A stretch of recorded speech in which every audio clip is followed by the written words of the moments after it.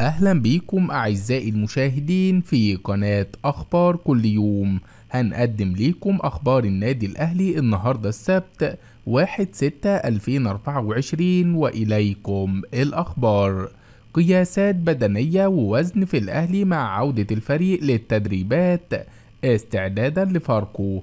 قرر السويسري مارسيال كولر المدير الفني للنادي الأهلي إخضاع لاعبيه لقياسات وزن قبل انطلاق أول مران الاثنين القادم بعد انتهاء الراحة السلبية التي حصل عليها اللاعبون استعدادا لمواجهة فاركو بالدوري المصري.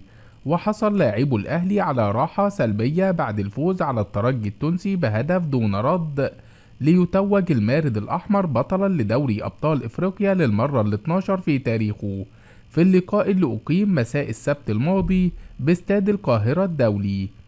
ويستعد الأهلي لمواجهة فاركو في اللقاء المؤجل من الجولة ال11 لمسابقة الدوري المصري، والمقرر له مساء الجمعة الموافق 14 يونيو. ويعود الأهلي للتدريبات بدون 12 لاعبا، حيث يتواجد 10 لاعبين مع منتخب مصر الأول لتوقف يونيو، وهم محمد الشناوي ومصطفى شوبير ومحمد عبد المنعم ورامي ربيعة وياسر إبراهيم ومحمد هاني وأكرم توفيق ومروان عطية وأحمد نبيل كوكا وإمام عاشور. ويتواجد الثنائي حمزة علاء وكريم الدبيس مع المنتخب الأولمبي. ويستعد منتخب مصر لمباراتي بوركينا فاسو وغينيا بيساو المقرر لهما يومي 6 و10 يونيو الجاري في الجولة الثالثة والرابعة من التصفيات المؤهلة لكأس العالم 2026. تعرف على موعد بدء تأهيل علي معلول في الأهلي بعد جراحة أكيليس. يبدأ التونسي علي معلول الظهير الأيسر للنادي الأهلي تنفيذ برنامجه التأهيلي للتعافي من جراحة وتر أكيليس بعد 5 أيام، حيث يحصل اللاعب على راحة أسبوعين منذ إجراء الجراحة في 20 مايو الماضي.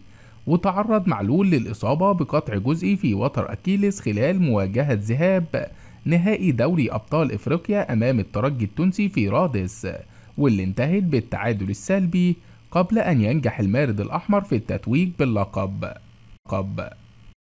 الأهلي يغلق الباب أمام احتراف إمام عاشور في الانتقالات الصيفية. أغلق مسؤول النادي الأهلي الباب في وجه احتراف إمام عاشور لاعب الفريق خلال فترة الانتقالات الصيفية الجارية، وحسم الأهلي هذا الأمر بسبب حاجة الفريق لجهود اللاعب. وقال مصدر إن الأهلي لم يتلقى عروضا رسمية لضم إمام عاشور، ولكن قد يكون هناك اهتمام من أندية خارجية باللاعب نتيجة العروض القوية التي يقدمها مع الأهلي منذ انتقاله إلى صفوفه بداية الموسم الجاري. وشدد المصدر على أن الأهلي متمسك باستمرار إمام عاشور بعدما أصبح أحد أبرز لاعبي الفريق وقدم نفسه بشكل جيد، لذا سيكون من الصعب الموافقة على أي عروض خارجية. وكشف المصدر أن إمام عاشور لا يرغب في الرحيل، ويتمنى البقاء مع المارد الأحمر لمواصلة البطولات والإنجازات التي حققها مع المارد الأحمر هذا الموسم، وأبرزها التتويج بلقب دوري أبطال إفريقيا مؤخرا على حساب الترجي التونسي. الحقيقة الكاملة لاتفاق محمد عبد المنعم مع موناكو الفرنسي وموقف الأهلي. كشف مصدر في النادي الأهلي حقيقة التقارير الإعلامية المتداولة خلال الساعات الماضية حول اتفاق محمد عبد المنعم مدافع الفريق مع أحد الأندية الخارجية للرحيل إليها في انتقالات الصيف الذي سيبدأ بعد أسابيع قليلة. وارتبط اسم محمد عبد المنعم خلال الساعات الماضية بالرحيل لنادي موناكو الفرنسي حسب تقارير إعلامية فرنسية، فيما ذهبت تقارير أخرى إلى أن اللاعب على بعد خطوات قليلة من نادي جالاتا سراي التركي.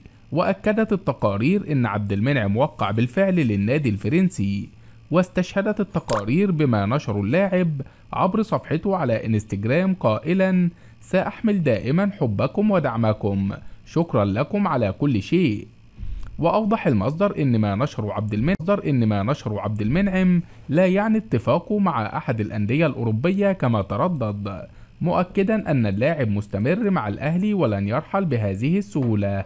وأضاف المصدر: نعلم جيدا أن عبد المنعم على رادار عدة أندية أوروبية، لما لا، وهو أحد أفضل مدافعي القارة خلال الموسمين الأخيرين، ومن حقه التفكير في خوض تجربة الاحتراف الخارجي، ولكن لابد أن يتم ذلك وفق الطرق الشرعية، لا سيما أن اللاعب مرتبط بعقد مع النادي الأهلي ما زال مستمرا حتى يونيو 2025. وشدد المصدر على أن الكثيرين فهموا ما نشره عبد المنعم بشكل خاطئ، فاللاعب لم يقصد وداع جمهور الأهلي، بل كان يثني عليه وعلى دعمه للفريق في نهائي دوري أبطال إفريقيا، الأمر اللي كان له دور مؤثر في تتويج الأهلي ببطولة إفريقيا السبت الماضي على حساب الترجي التونسي. اجتماع مهم لمجلس إدارة الأهلي مساء اليوم. يعقد مجلس إدارة النادي الأهلي اجتماعا مهما مساء اليوم السبت لمناقشة العديد من الملفات الإدارية والرياضية والإنشائية المهمة، ويعقد الاجتماع في 5 مساء اليوم بمقر الجزيرة من أجل بحث عدة ملفات تتعلق بالقلعة الحمراء في المقر الرئيسي والفروع الثلاثة بمدينة نصر والشيخ زايد والتجمع الخامس.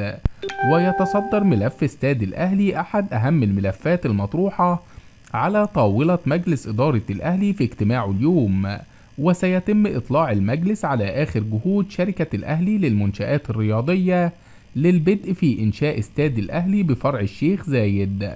ومن المقرر أن تعلن شركة الأهلي للمنشآت الرياضية بعد غدا الثلاث تفاصيل مشروع استاد الأهلي.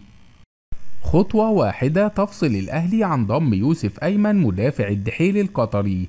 اقترب النادي الأهلي من ضم يوسف أيمن لاعب الدحيل القطري خلال الموسم القادم، بعدما شهدت الأيام الماضية اتصالات مكثفة بين اللاعب والأهلي ونادي الدحيل. وقال مصدر في الأهلي إن المفاوضات الأخيرة شهدت اتفاقا مع اللاعب والنادي القطري على إتمام الصفقة لمدة موسم على سبيل الإعارة. وأضاف المصدر إن يوسف أيمن نال إعجاب مسؤولي الأهلي الذين أكدوا أنه سيكون إضافة قوية لخط دفاع الفريق في الموسم القادم، لذا بدأ الأهلي التفاوض لضم اللاعب لمدة موسم على سبيل الإعارة مع أحقية الشراء. وشدد المصدر على أن خطوة واحدة تفصل يوسف أيمن من اللعب للأهلي، وهي اتفاق مسؤولي القلعة الحمراء مع نظرائهم في الدحيل القطري على العرض المالي الذي لن يكون مبالغا فيه. يوسف أيمن صاحب 25 عام سيتم قيده كلاعب محلي لأنه يحمل الجنسية المصرية بجانب الجنسية القطرية، ويسعى الأهلي لتعزيز خط دفاعه في الموسم القادم تحسبا لرحيل محمد عبد المنعم اللي ارتبط اسمه بأكتر من عرض احتراف خلال الفترة الماضية.